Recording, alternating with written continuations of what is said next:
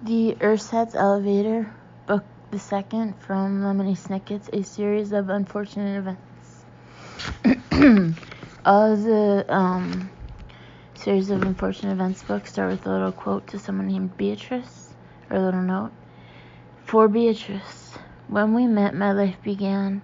Soon afterward, yours ended. Chapter 1. The book you are holding in your two hands right now, assume that you are in fact holding this book and that you have only two hands. It is one of two books in the world that will show you the difference between the word nervous and the word anxious. The other book, of course, is the dictionary, and if I were you, I would read that book instead. Like this book, the dictionary shows you that the word nervous means worried about something. You might feel nervous, for instance, if you were served prune ice cream for dessert because you would be worried that it would taste awful, whereas the word anxious means, quote, troubled by disturbing suspense, unquote, which you might feel if you were served a live alligator for dessert because you would be troubled by the disturbing suspense about whether you would eat your dessert or it would eat you. But unlike this book, the dictionary also discusses words that are far more pleasant to contemplate. The word bubble is in the dictionary, for instance, as is the word peacock, the word vacation, and the words the, authors, execution, has, been, canceled, which make up a sentence that is always pleasant to hear. So if you were to read the dictionary rather than this book, you could skip the parts about nervous and anxious and read about things that wouldn't keep you up all night long weeping and tearing out your hair. But this book is not the dictionary, and if you were to skip the parts about nervous and anxious in this book, you would be skipping the most pleasant sections in the entire story. Nowhere in this book will you find the words bubble, peacock, vacation, or, unfortunately for me, anything about an execution being canceled. Instead, I'm sorry to say, you will find the words grief, despair, and woeful, as well as the phrases dark passageway, Count Olaf in disguise, and the Baudelaire orphans were trapped, plus an assortment of miserable words and phrases that I cannot bring myself to write down. In short, reading it in a dictionary might make you feel nervous because you would worry about finding it very boring. But reading this book will make you feel anxious because you will be troubled by the disturbing suspense in which the Baudelaire orphans find themselves. And if I were you, I would drop this book right out of your two or more hands and curl up with the dictionary instead, because all these miserable words I must use to describe these unfortunate events are about to reach your eyes. I imagine you must be nervous, Mr. Poe said.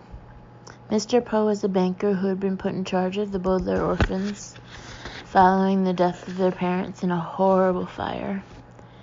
I am sorry to say that Mr. Poe had not done a very good job so far, and that the Baudelaires had learned that the only thing they could rely on with Mr. Poe is that he always had a cough. Sure enough, as soon as he finished his sentence, he took out his white handkerchief and coughed into it. The flash of white cotton was practically the only thing the Baudelaire orphans could see. Violet, Klaus, and Sunny were standing with Mr. Poe in front of an enormous apartment building on Dark Avenue, a street in one of the fanciest districts in the city. Although Dark Avenue was just a few blocks away from where the Baudelaire mansion had been, the three children had never been in this neighborhood before, and they had assumed that the Dark in Dark Avenue was simply a name and nothing more, the way a street named George Washington Boulevard does not necessarily indicate that George Washington lives there, or the way 6th Street has not been divided into 6 equal parts. But this afternoon, the Baudelaires realized that Dark Avenue was more than a name. It was an appropriate description. Rather than street lamps placed at regular intervals along the sidewalk were enormous trees, the likes of which the children had never seen before, and which they could scarcely see now.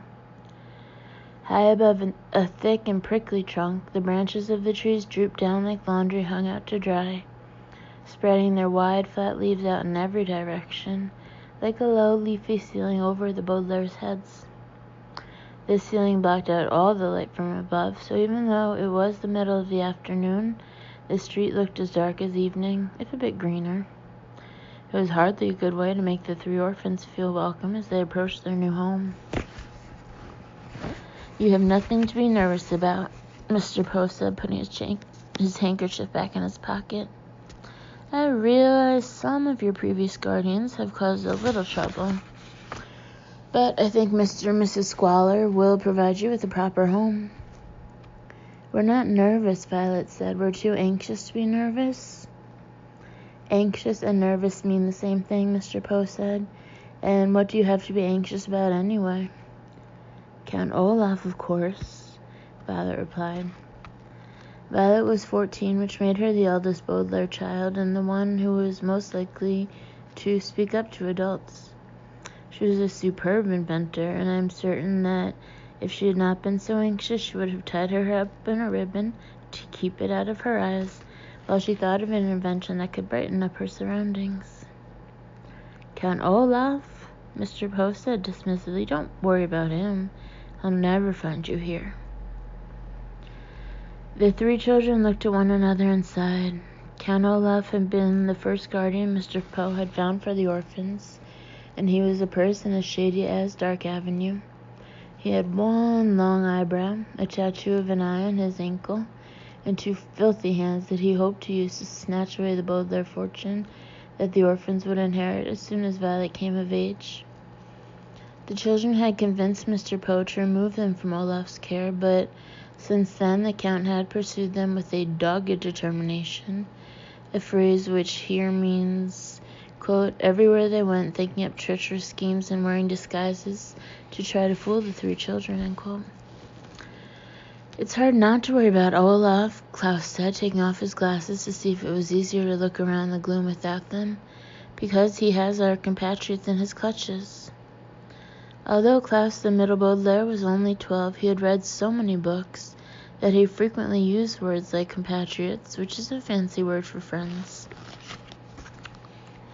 Klaus was referring to the Quagmire triplets, whom the Baudelaires had met while they were attending boarding school. Duncan Quagmire was a reporter and was always writing down useful information in his notebook. Isadora Quagmire was a poet and used her notebook to write poetry. The third triplet, Quigley, had died in a fire before the Baudelaire orphans had had the opportunity to meet him, but the Baudelaires were certain that he would have been as good a friend as his siblings. Like the Baudelaires, the Quagmires were orphans, having lost their parents in the same fire that had claimed their brother's life, and also like the Baudelaires, the Quagmires had been left an enormous fortune in the form of the very famous Quagmire sapphires, which were very rare and valuable jewels. But unlike the Baudelaires, they had not been able to escape Count Olaf's clutches. Just when the Quagmires had learned some terrible secret about Olaf, he had snatched them away, and since then the Baudelaires had been so worried that they had scarcely slept a wink. Whenever they closed their eyes, they saw only the long black car that had whisked the Quagmires away, and they heard only the sound of their friends shrieking one fragment of the dreadful secret they had learned. VFD! Duncan had screamed just before the car raced away, and the Baudelaires tossed and turned and worried for their friends, and wondered what in the world VFD could stand for. "You don't have to worry about the Quagmires either," Mr. Poe said confidently, "at least not for much longer.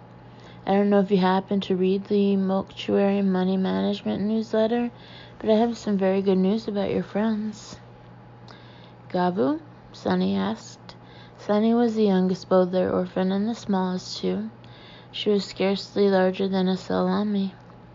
This size was usual for her age, but she had 4 teeth that were larger and sharper than those of any other baby I have ever seen. Despite the immaturity of her mouth, however, Sunny usually talked in a way most people found difficult to understand. By Gavu, for instance, she meant something along the lines of, "The Quagmires have been found and rescued." and Violet was quick to translate so Mr. Poe would understand. Better than that, Mr. Poe said. I have been promoted. I am now the bank's vice president in charge of orphan affairs. That means that I am in charge not only of your situation, but of the Quagmire situation as well.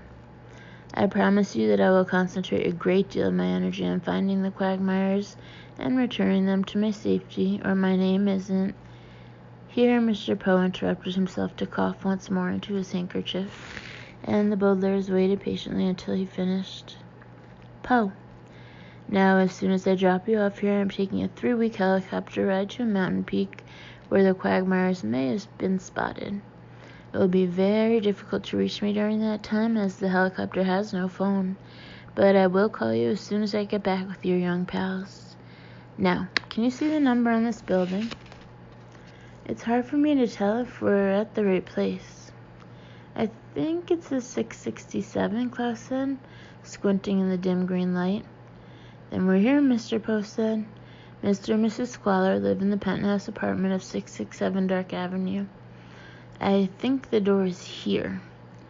No, it's over here, said a high, scratchy voice out of the darkness. The Baudelaires jumped a little in surprise and turned to see a man wearing a hat with a wide-brimming coat that was much too big for him. The coat sleeves hung over his hands, covering them completely, and the brim of his hat covered most of his face. He was so difficult to see that it was no wonder the children hadn't spotted him earlier. Most of our visitors find it hard to spot the door, the man said. That's why they hired a doorman. Well, I'm glad they did, Mr. Poe said. My name is Poe, and I have an appointment with Mr. and Mrs. Squalor to drop off their new children.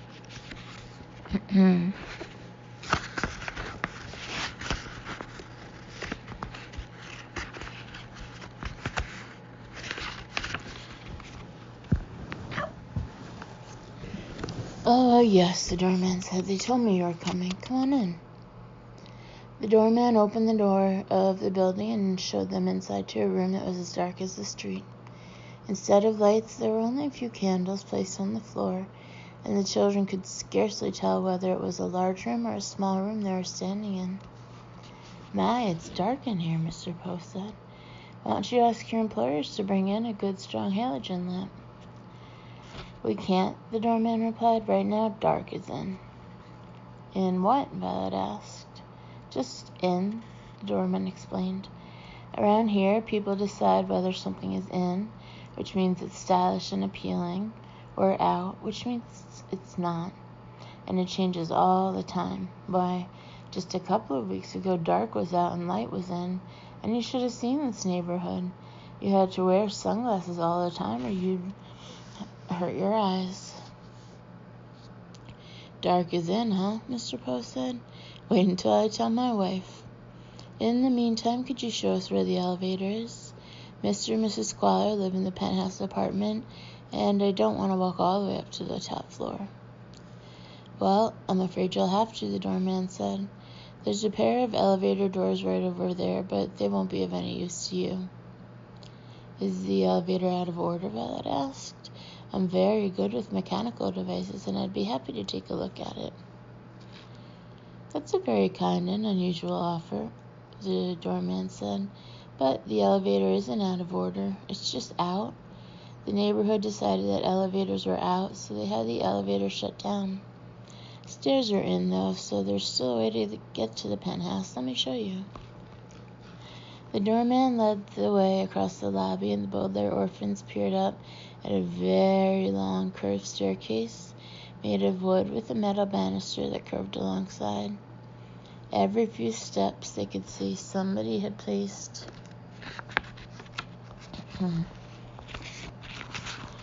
more candles, so the staircase looked like nothing more than curves of flickering lights, growing dimmer as the staircase went farther and farther up until they could see nothing at all.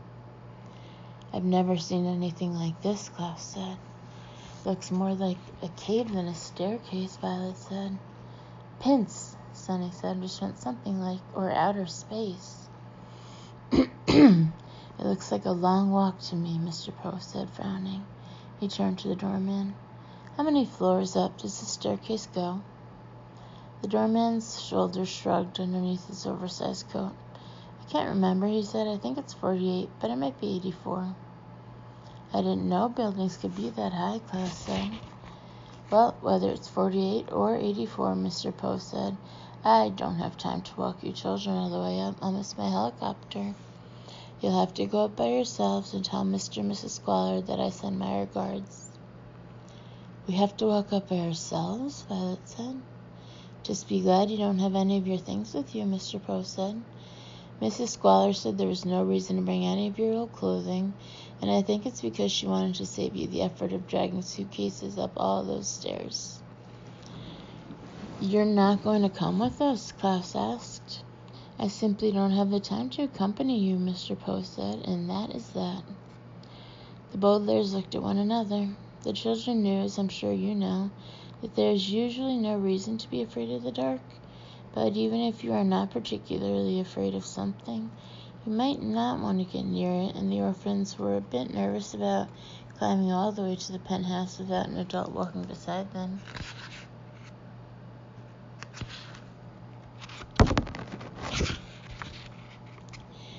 If you're afraid of the dark, Mr. Poe said, I suppose I could delay my search for the Quagmires and take you to your new guardians. No, Klaus said quickly. We're not afraid of the dark, and finding the Quagmires is much more important. Oh, Bogue, Sonny said doubtfully. Just try to crawl as long as you can, Violet said to her sister, and then Klaus and I will take turns carrying you. Goodbye, Mr. Poe. Goodbye, children, Mr. Poe said. If there's any problem, remember you can always contact me or any of my associates at Mortuary Money Management. At least as soon as I get off the helicopter. There's one good thing about the staircase, the doorman joked, starting to walk Mr. Poe back to the front door. It's all uphill from here. The Baudelaire orphans listened to the doorman's chuckles as he disappeared into the darkness, and they walked up the first few steps. As I'm sure you know, the expression, it's all uphill from here, has nothing to do with walking upstairs. It merely means that things will get better in the future. The children had understood the joke, but they were too anxious to laugh. They were anxious about Count Olaf, who might find them any minute. They were anxious about the Quagmire triplets, whom they might never see again. And now, as they began to walk up the candlelit stairways, they were anxious about their new guardians. They tried to imagine what sort of people would live on such a dark street, in such a dark building, at the top of either 48 or 84 flights of very dark stairs. They found it difficult to believe that things would get better in the future when they lived in such gloomy and poorly lit surroundings. Even though a long upward climb awaited them, as the Baudelaire orphans started walking into the darkness, they were too anxious to believe it was all uphill from here.